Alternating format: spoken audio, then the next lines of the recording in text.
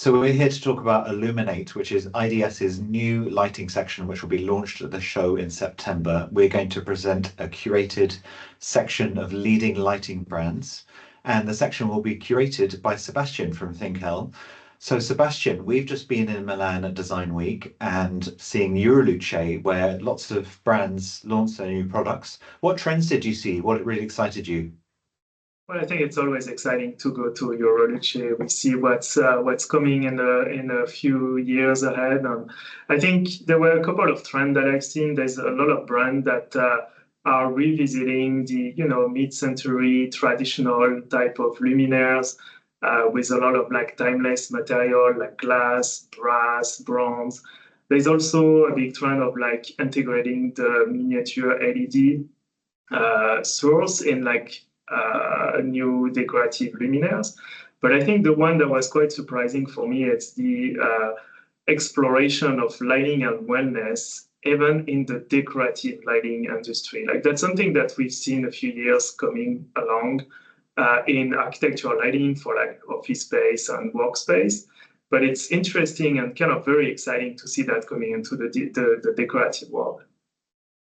Because yeah, lighting is so important for a space. I'm very lucky because I've got lots of natural light, but not everyone has that. Have you seen a change in the last few years in the importance of lighting in projects? Well, lighting is a very important element of every project. It can completely change the ambience, the mood, and the experience of user, right? No matter if it's in an office environment, in a restaurant, in a hotel, or even for everybody at home.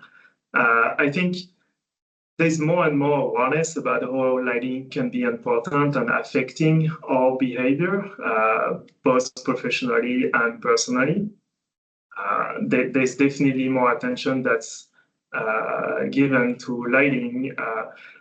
The next step will be to really spend the time and invest in designing in a better way for people and not just for code. Absolutely. And Canada has some amazing lighting designers at the moment all over the country. Do architects and designers in Canada want to specify Canadian lighting, and why? Well, we have a very vast variety of manufacturer in Canada in both architectural and decorative lighting product, which is pretty exciting. I think a few years ago with the COVID pandemic, we started to look more at what we had available locally due to the international strand on like crossing border and so on. And that kind of helped us to adjust the way we were thinking about lighting and design and trying to be more sustainable with sourcing more locally, but also what was available at the time. But we didn't really remove this from our design process and are always looking locally first. Obviously, in terms of project design and differentiation from the masses, there will always be a need to look elsewhere to find products that are not available yet on our market, right? But like you said, locally, in terms of lighting design agency, both across the country, there's more and more successful ones. And in terms of manufacturer, we are seeing a solid offer locally here in Canada for both architectural and decorative. And of course, that situation has changed over the last few weeks quite a lot. Has that factored into conversations in projects at the moment? What's going on with tariffs and movement of components and finished products across the border? Yeah, obviously, I mean, the introduction of tariffs by the United States really shaked a lot of things in the industry on projects that were already specified with products that were already crossing the border, either a Canadian project with US product or a US project with Canadian product. There's been a lot of questions raised for both like clients, specifier, and manufacturer. I think most of the manufacturers are doing an amazing job, are trying to pinpoint exactly the right answer to see if they are part of the tariff, if they're part of the exemption. I think that the whole situation, and more importantly, it's the uncertainty that kind of delay a lot of projects or orders. because by the time a product is specified, is ordered, and actually cross the border, they could be a few weeks, but they could also be a few years. So everybody is trying to plan for the worst case scenario or for the right case scenario. I think for us, we took the approach of revisiting some of our projects and to really redefine, okay, if this project is in Canada, can we not adjust our specification a little bit to be less at risk, and same for projects that are US based. And what kind of projects are you working on at the moment?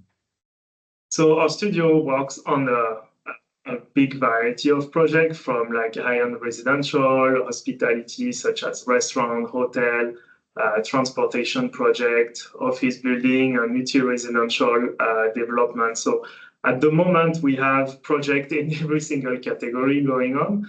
I would say recently the addition of hotel projects have been very exciting, as well as transportation to participate in the development of other communities. Sounds like you're busy. That's very good news. So is that reflective of the market in BC? It's a strong market for specification at the moment. I think there's been a moment of pause later last year with the economic landscape changing, and as well as what we just discussed about the relationship with the US and the tariff have been putting a lot of uncertainty in the market. So we've seen a little bit of a slowdown, but I think it's just temporary, and there is always new clients, new projects that are going ahead. So it's about making sure that we have a variety of projects. But I think overall in the industry, the ball's rolling, and there's a few bumps on the way. There's a little bit of a slowdown, but it's still gonna go.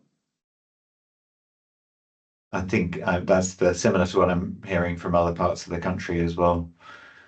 I think it's about being flexible and adjusted to things that are changing, and being on the forefront of it, and not waiting for the change to happen. So we're launching this section together of IDS. That's exciting. I can see it in my head now. We've just got to make it reality. Why is it important for a show like the Interior Design Show to have a section dedicated to lighting? Well, lighting is an integral element of design, of interior design. So going to a design show with limited offer on lighting was kind of a miss. And I think this is an amazing opportunity to bring that element back to the designer and to the general public. And that collaboration between IDS and ThinkL this year it's amazing. And we jumped on it right away because we are more interested in like showcasing particular product in particular application rather than like a full catalog of a brand. And I think that's what you and I aligned totally this year to present that Illuminate section at IDS. And we're very excited about curating the product and seeing the result and the feedback of the community. Excellent. And I'll add as well, for me, I love lighting. I don't know it as deeply as you do. And it changes the environment in a million different ways that benefits us. I think one of them that's really important is beauty. I think the beauty of having an amazing decorative light in the space can really improve your life, genuinely. So, yeah. Yeah, it's interesting with lighting is everybody has a story about it. Yeah,